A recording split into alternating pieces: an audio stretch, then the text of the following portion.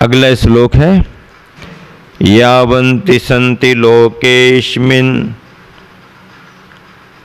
न कृतानि कृतानि च तानि सर्वाणि चैत्यानि वन्दे भूयांसि भूतये। अस्मिन् लोके, अस्मिन् लोके इस लोक में, इस लोक में यावन्ति जितनी भी अकृतानि कृतानि च अकृत्रिम और कृत्रिम, अकृतानि कृतानि च अकृत्रिम और कृत्रिम भूयांसी बहुत से चैत्यानि चैत्य शंति हैं तानि सर्वाणि उन सभी को भूतये वैभव की प्राप्ति के लिए, भूतये विभूतये वैभव की प्राप्ति के लिए बंदे वंदना करता हूँ। वैभव की प्राप्ति के लिए मतलब कौन सा वैभव? संसार का वैभव नहीं, परमार्थ का वैभव, मोक्ष मार्ग का वैभव, सम्यक्त्व का वैभव प्राप्त हो। देखो संसार का वैभव अलग है और सम्यक्त्व का वैभव, सम्यक्त्व के वैभव की चर्चा कर रहे हैं, संसार के वैभव की बात नहीं कर रहे। सम्यक्त्व का वैभव होबे, क्या होबे? सम्यक्त्व का वैभव होबे। तो विभूतये भूतये वैभव की प्राप्ति के लिए वंदे वंदना करता हूँ। कैसा वैभव? वीतरागता का वैभव। अरे वीतरागता का भी वैभव है, राग का वैभव तो अपनी जगह है, लेकिन वीतरागता का भी वैभव है। एक संदर्भ सुनो। सम्राट सिकंदर जब भारत में आ रहा था तो उसको कहा गया, क्या कहा गया? उसके गुरु ने कहा देखो तुम भारत की ओर जाओगे, एशिया में, एशिया महाद्वीप में भारत की ओर जाओगे तो भारत में जो कुछ मिलेगा मिलेगा, लेकिन वहाँ पर संत साधक भी तुम्हें देखने को मिलेंगे। यदि कोई योगी वगैरह मिले तो उनके ज्ञान का लाभ लेना। तो आया सिकंदर और उसको मालूम चला कि तक्षशिला के आसपास में कुछ योगी ध्यान साधना में रत हैं। उसने आदेश जारी किया, एक दो योगियों को लेकर के आओ हमारे पास, ज्ञान वार्ता करेंगे। दूत ने जाकर के बताया, चलिए मेरे राजा की आज्ञा है, आपको दरबार में उपस्थित होना है। काम क्या है? मेरे सम्राट आपसे मिलना चाहते हैं। अच्छा, सम्राट मिलना चाहते हैं? तुम्हारे सम्राट से कहो कि मैं किसी सम्राट से मिलना नहीं चाहता। अरे सम्राट की आज्ञा की अवहेलना, आपको मालूम नहीं क्या होगा। मुझे किसी प्रकार की कोई चिंता नहीं है। नहीं, राजाज्ञा का उल्लंघन ठीक नहीं होगा, प्राण दंड भी दिया जा सकता है।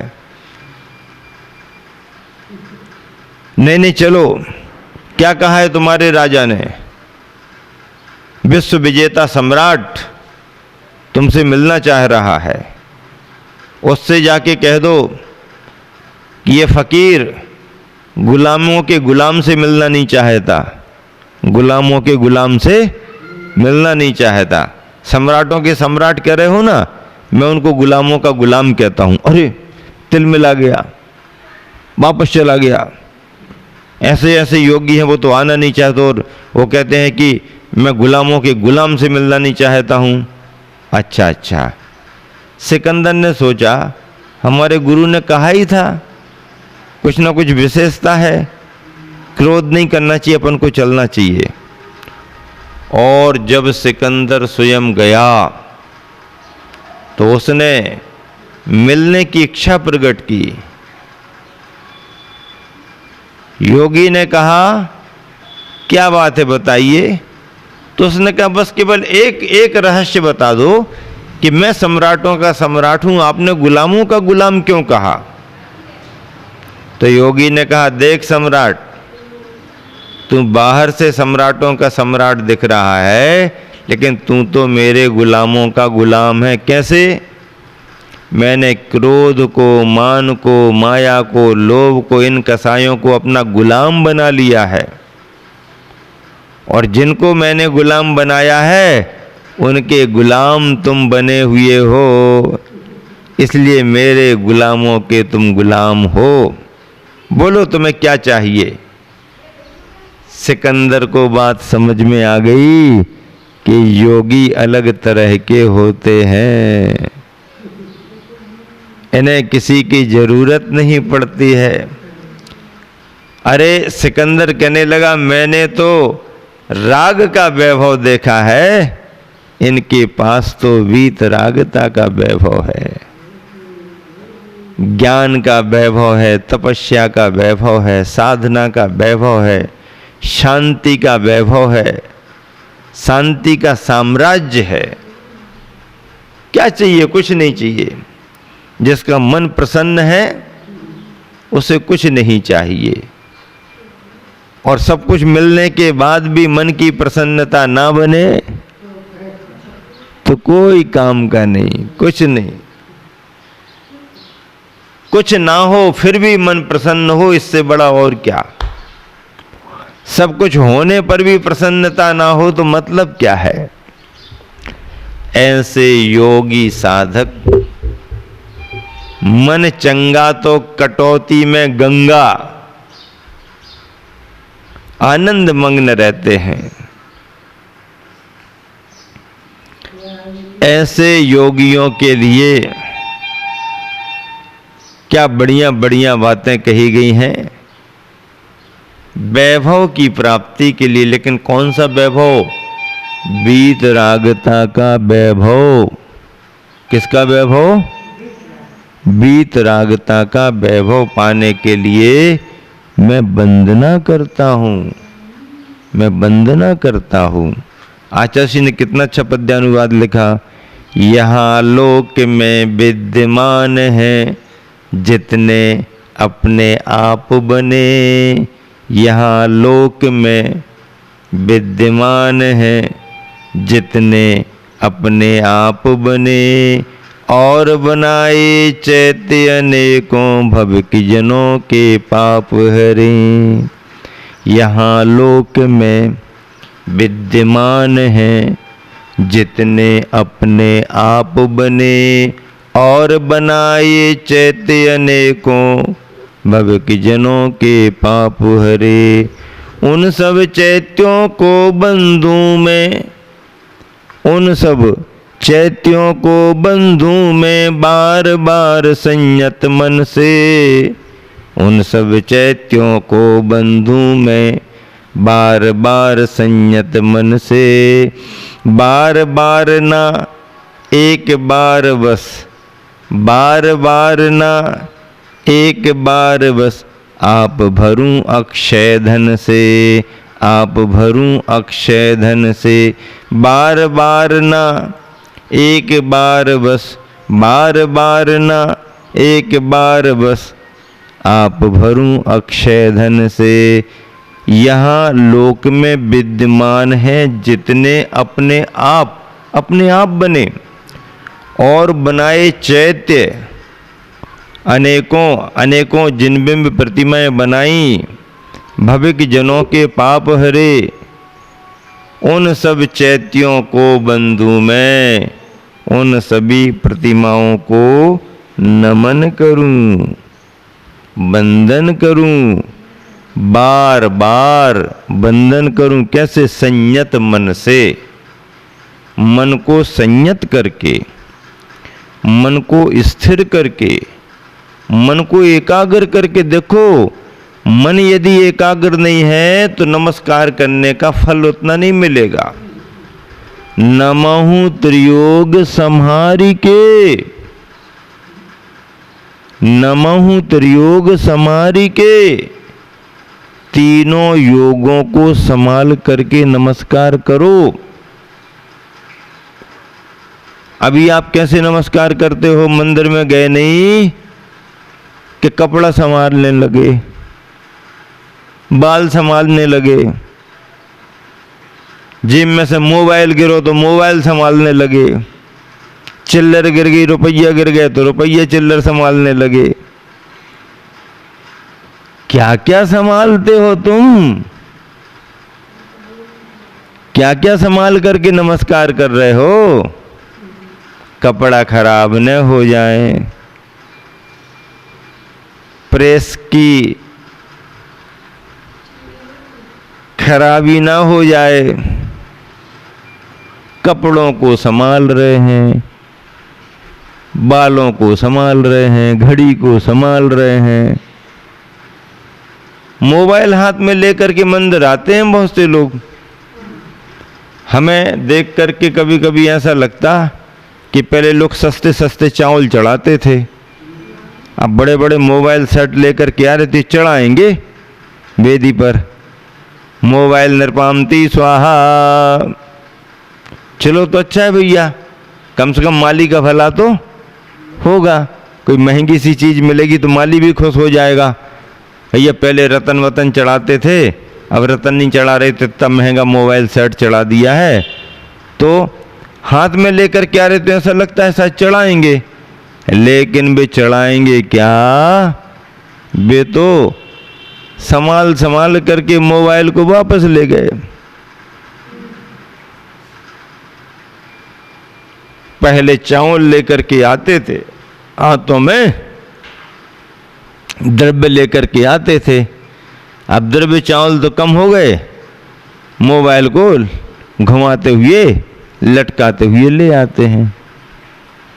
बार बार ना, एक बार बस आप भरूं अक्षय धन से, अक्षय धन का भंडार भरा जाए। अगला श्लोक है, ये व्यंतर विमानेषु स्तेयांसः प्रतिमा ग्रहा ते च संख्यामतिक्रांता सन्तु नो दोष विच्छिदे। व्यंतर विमानेषु, क्या? व्यंतर विमानेषु, व्यंतर देवों के विमानों में। भवनवासियों की बात हो चुकी, अब किन की? व्यंतर देवों के विमानों में। किन के विमानों में? सुन रहे कि नहीं सुन रहे? ध्यान से सुनो, भले गर्मी का समय है लेकिन आराम से सुनो, समझ समझ करके पढ़ो, पन्ना खोल खोल कर मिलान करते जाओ, देखते जाओ। संस्कृत की भक्तियाँ चल रही हैं, पूज्यपाद स्वामी की, अच्छे से पढ़ो, मिलान करो, आलस प्रमाद नहीं होना चाहिए। चलो क्या कह रहे हैं? व्यंतर देवों के विमानों में ये जो प्रतिमाग्रह, प्रतिमाग्रह चैत्यालय, प्रतिमाओं के ग्रह, चैत्य के आलय, चैत्यालय स्थेयांसा स्थित रहने वाले अर्थात अकृत्रिम हैं। ते च वह संख्याम अतिक्रांताः, संख्या से अतीत हैं। व्यंतरों के विमानों की संख्याएं नहीं हैं, असंख्यात हैं। तो मंदिरों की संख्या भी असंख्यात हो गई। क्या? मंदिर भी असंख्यात हो गए, और उन असंख्यातों मंदिरों में 108 प्रतिमाएं और रहेंगी। तो संख्याम अतिक्रांता, संख्या से अतीत हैं वह सारे जिन बिंब न हमारे दोष विच्छिदे संतु, दोषों के नाश के लिए होवें, दोषों का नाश करें। कौन से दोषों का नाश करें?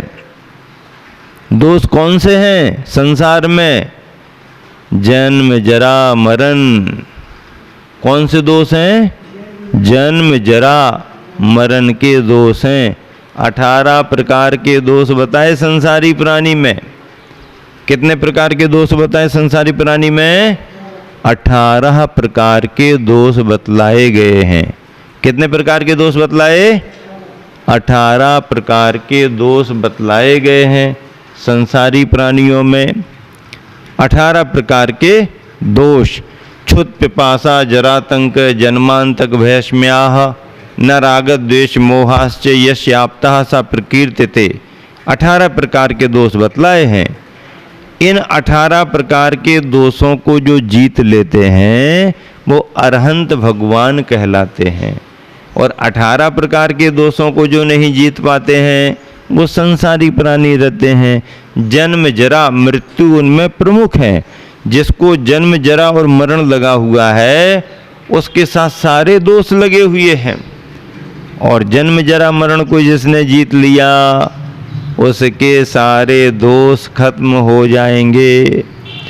ऐसे सभी दोषों के नाश में वो जिनबिंब कारण बने। गुरुवर आचार्य ने बहुत अच्छा पद्यानुवाद किया इसका। व्यंतर देवों के यानों में यानी विमानों में, स्थानों में, भवनों में। व्यंतर देवों के यानों में प्रतिमा ग्रह हैं, भास्वर हैं। व्यंतर देवों के यानों में प्रतिमा ग्रह हैं, भास्वर हैं। संख्या की सीमा से बाहर चिर से हैं, अविनश्वर हैं। सदा हमारे दोषों के तो बारन के बेकारन हो। सदा हमारे दोषों के तो बारण के बेकारन हो। ताकि दिनों दिन उच्चतर चारित का अवधारण हो। चारित का अवधारण हो। ताकि दिनों दिन उच्चतर चारित का अवधारण हो। व्यंतर देवों के यानों में प्रतिमा गृह, प्रतिमा के स्थान यानी चैत्यालय, जिनालय हैं, भास्वर हैं, शोभायमान हैं। संख्या की सीमा से बाहर असंख्यात हैं। चिर से हैं, अविनश्वर हैं। सदा हमारे दोषों के तो बारण के वे कारण हो। हमारे दोषों के निवारण के लिए वो हमेशा कारण हो। ताकि दिनों दिन उच्चतर चारित का अवधारण हो। ताकि दिनों दिन उच्चतर चारित का अवधारण हो। दिन प्रतिदिन उच्चतर चारित्र का अवधारण होना चाहिए।